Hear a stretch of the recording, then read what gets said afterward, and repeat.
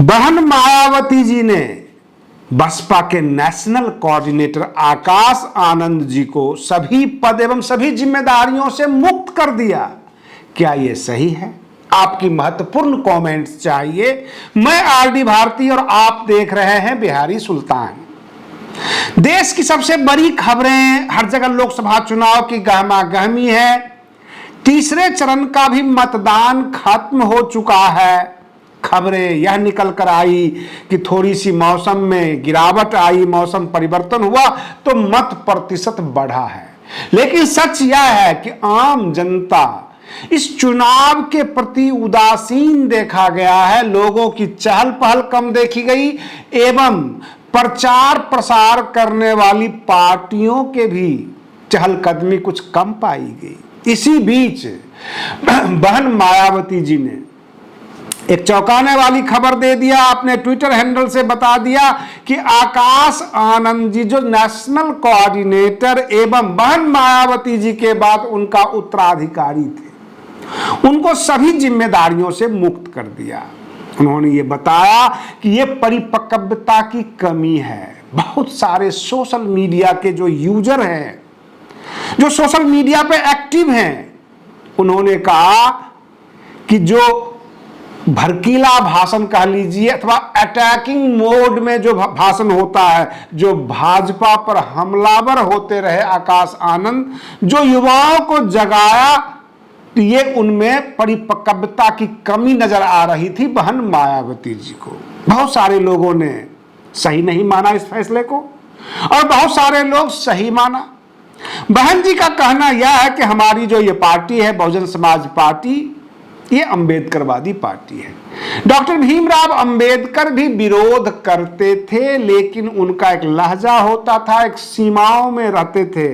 सीमा विहीन विरोध उन्होंने कभी नहीं किया। ऐसा ना लगे कि विरोध करने वाला जो है ये एनार्किस्ट है, अराजकता फैला रहा है। कहने का मतलब, किसी राजनीतिक दल को आप आतंकवादियों की पार्टी कह दीजिए, कुछ और कह दीजिए, तरह तरह की बातें, यह शोभा नहीं देती उस पद के लिए। बहन मायावती जी भी विरोध करती हैं, लेकिन उनका विरोध काफी बैलेंस होता है। नेशनल कोऑर्डिनेटर सबसे बड़ा पद है, उसके बाद तो राष्ट्रीय अध्यक्ष होते हैं जो कि बहन मायावती जी हैं। बहन मायावती जी ने हर मुद्दे पर केंद्र सरकार का भी विरोध किया, जताया भी। यूपी सरकार जो है, उत्तर प्रदेश की सरकार, उनका भी विरोध किया। योजनाओं में कमी आई तो उसका भी विरोध किया, लेकिन उसका लहजा काफी अच्छा था, उनका बताने का, बोलने का तरीका काफी अच्छा था। हो सकता है कि बहन मायावती जी कुछ सोचकर फैसला ली होगी। अक्सर देखा गया है कि बहन मायावती जी का जो फैसला होता है वो काफी दूरगामी होता है, काफी दूरदर्शिता भरी हुई होती है, और इस वजह से सीधे तौर पर उंगलियां नहीं उठा सकते कि बहन जी ने गलत किया। हमने ये पाया है अपने रिपोर्टिंग के दौरान, जिन नेताओं के पास प्रोजेक्ट की कमी होती है, आम जनता के विकास के बारे में बताने के लिए उनके पास शब्द नहीं होते, वो किस तरीके से क्षेत्र का विकास करवा पाएंगे, उनके पास क्या क्या योजना है, ये बताने के लिए जब कुछ भी नहीं होता तो वो जातिवाद का नारा देते हैं, जातियों का सहारा लेते हैं। अक्सर ये देखा गया है। और बहन मायावती जी ने एक बार उत्तर प्रदेश में शासन करके, काम करके दिखा दिया। बहन जी समझ गई कि केवल एक जाति से किसी की सरकार नहीं बन सकती, इसलिए सर्व समाज को पकड़ लिया, ब्राह्मण समाज को पकड़ लिया। उधर जो है जहां पर SC ST के लोग चाहिए वहां उन्होंने SC ST का कैंडिडेट दिया, जहां अल्पसंख्यक चाहिए वहां अल्पसंख्यक दे दिया।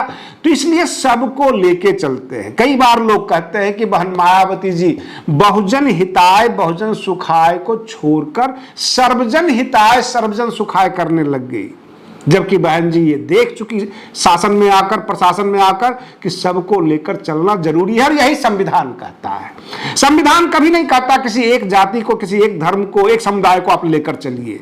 संविधान में ऐसा कहीं वर्णित नहीं है। आपको सबको लेकर चलना है, पूरे देश को लेकर चलना है। और अगर आप विरोध भी करते हैं अपने से विरोधी दल का, तो कम से कम लखनवी अंदाज में तो करें। ऐसा ना हो कि लगे कि ये व्यक्ति कम पढ़ा लिखा है अथवा परिपक्वता की कमी है।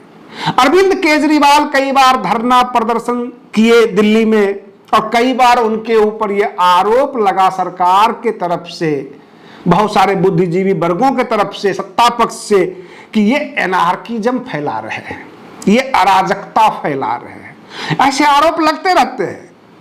लेकिन बहन मायावती जी ने ये देख लिया कि आकाश आनंद को काफी दूर तक जाना है, बसपा को काफी दूर तक लेकर जाना है, तो इसलिए अभी इनकी ये जो भाषा शैली अथवा जो आक्रामक रवैया है उसमें भाजपा इनको ट्रैप कर लेगी। अभी एक एफआईआर कटा है, बहुत सारे मुकदमे लाद कर, और इन्हें फंसा लेगी। इसलिए आकाश आनंद जी को प्रोटेक्ट करने के लिए उन्होंने सीन से ही अलग कर दिया। हमारे दर्शक को याद होगा जब रविदास मंदिर के लिए आंदोलन हो रहा था तो वहां पर दो पक्ष था, एक चंद्रशेखर आजाद रावण का और दूसरा पक्ष बसपा का। बहन मायावती जी ये बार बार कहती थी कि हमारे लड़के फंसाए जाएंगे, हमारे लड़के बुक कर दिए जाएंगे झूठे मुकदमों में, आप सड़कों पे मत उतरो। और कुछ लोग कह रहे थे कि बहन मायावती जी तो लड़ना भिड़ना ही नहीं चाहती, आगे आना ही नहीं चाहती है, सड़कों पे आना ही नहीं चाहती हैं। लेकिन उसका परिणाम ये निकला कि 92-93 लड़के को फर्जी मुकदमों में फंसाकर बंद किया गया था, जबकि वो लड़के वहां पर नहीं थे। तो इस तरह से बहन मायावती जी जो वर्तमान सरकार है उनकी साजिशों को बहुत अच्छी तरह से समझ जाती हैं। आपको बता दें, इसी न्यूज के कार्यक्रम में जब ये न्यूज आना शुरू हुआ कि बहन मायावती जी ने आकाश आनंद जी को सभी पदों से मुक्त कर दिया, सभी जिम्मेदारियों से मुक्त कर दिया, तो उधर समाजवादी पार्टी के मुखिया अखिलेश यादव जी चुटकी लेते हुए कहने लग गए कि ये उनका अपना निजी मामला है, लेकिन आपको बता दें कि बसपा को एक भी सीट नहीं आ रही है, यूपी में कहीं भी नहीं आ रही है। कहने का मतलब यह कि उन्होंने यह बताने की कोशिश किया कि बहन जी को पता लग गया कि एक भी सीट नहीं आ रही है, इस बौखलाहट में आकाश आनंद को उन्होंने हटाया है। लोग अपनी अपनी तरीके से तर्क दे रहे हैं, लेकिन उनका एक वीडियो भी वायरल हो रहा है आकाश आनंद जी का, जो उन्होंने भाजपा पर हमला बोला है। बहुत सारे युवा जोश में ऐसे नेता को ज्यादा पसंद करते हैं। गोदी मीडिया भी इसी तरह का अटैकिंग वीडियो सामने देती रहती है, बताती रहती है, और नई जनरेशन उसे ज्यादा पसंद करती है। टीआरपी अच्छा मिलता है, लेकिन इसका दूरगामी परिणाम ठीक नहीं होता। चारों तरफ से जो खबरें निकल कर आ रही है कि 3 चरण के जो चुनाव हुए हैं, जिसका मतदान हो चुका है, वहां पर आम जनता ने संविधान बचाने के लिए सत्ता के विरोध में बटन दबाया है। इसी तरह की खबरें आ रही है। बाकी सामने 4 चरण का चुनाव है और बहुजन समाज पार्टी को भी एक अच्छी संभावना दिख रही है। उन्हें अच्छे कैंडिडेट निकल पाएंगे, सीटों की संख्या बढ़ सकती है। लेकिन जो खबरें निकल कर आ रही है, बहुत सारे तरह तरह के भविष्यवक्ता, एस्ट्रोलॉजर सब मैदान में उतर गए हैं। कुछ कह रहे हैं मोदी जी आ रहे हैं, कुछ कह रहे हैं मोदी जी जा रहे हैं, नितिन गडकरी जी आ रहे हैं, कुछ लोग कहते हैं भाजपा आ रही है, कुछ लोग कह रहे हैं भैया 150 के ऊपर ये सिमट जाएंगे। हर प्रकार की खबरें बाजार में फैली हुई है, लेकिन जनता में उदासीनता पाई गई। जनता पूरे 5 साल के बाद चुनाव में ही जागती है। चुनाव में ही आम जनता को पता लगता है कि संविधान प्रदत्त उन्हें कितने अधिकार मिले हुए हैं। जाहिर सी बात है, आप कर्जा मांगने जाओ अथवा वोट मांगने जाओ, देने वाला उसी वक्त हिसाब मांगता है। आम जनता भी अभी नजर घुमा घुमा कर देख रही है कि उनके गांव की सड़कें टूटी है या बन गई है, उनके बाजार की हालत क्या है, घर के राशन महंगे हो गए हैं या सस्ते। अभी आम जनता को पूरा पता है। वो अपने कैंडिडेट से सवाल भी करते हैं। और एक चीज और देखी गई है इस चुनाव में, जो राष्ट्रीय पार्टी है, जैसे कि मान लीजिए एनडीए और यूपीए, इनके अपने कैडर होते हैं, इनके अपने कार्यकर्ता होते हैं। वो कार्यकर्ता और कैडर के भरोसे चुनाव लड़ रहे हैं।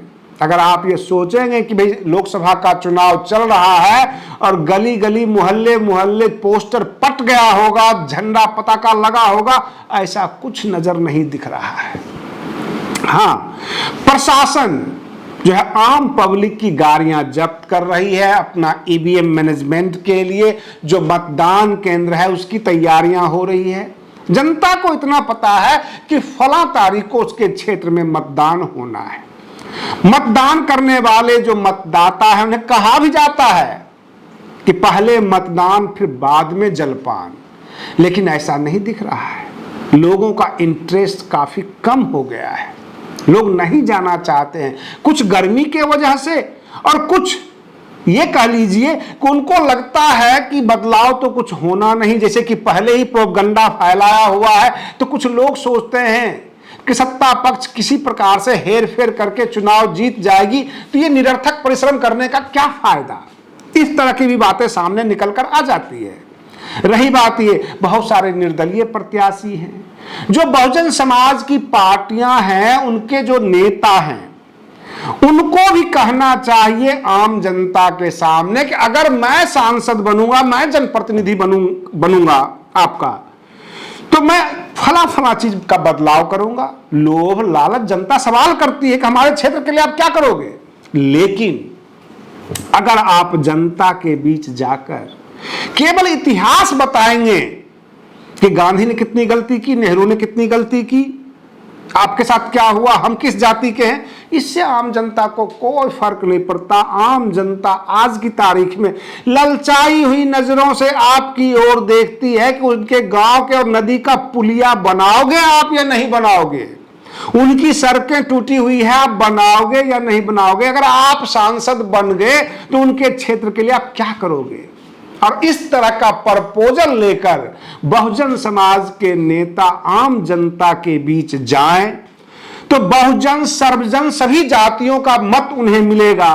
केवल इतिहास बघाड़ने से आम जनता मतदान नहीं करती, वोट नहीं डालती, और इसी का परिणाम है कि जो लोकसभा का चुनाव है उदासीन नजर आ रहा है।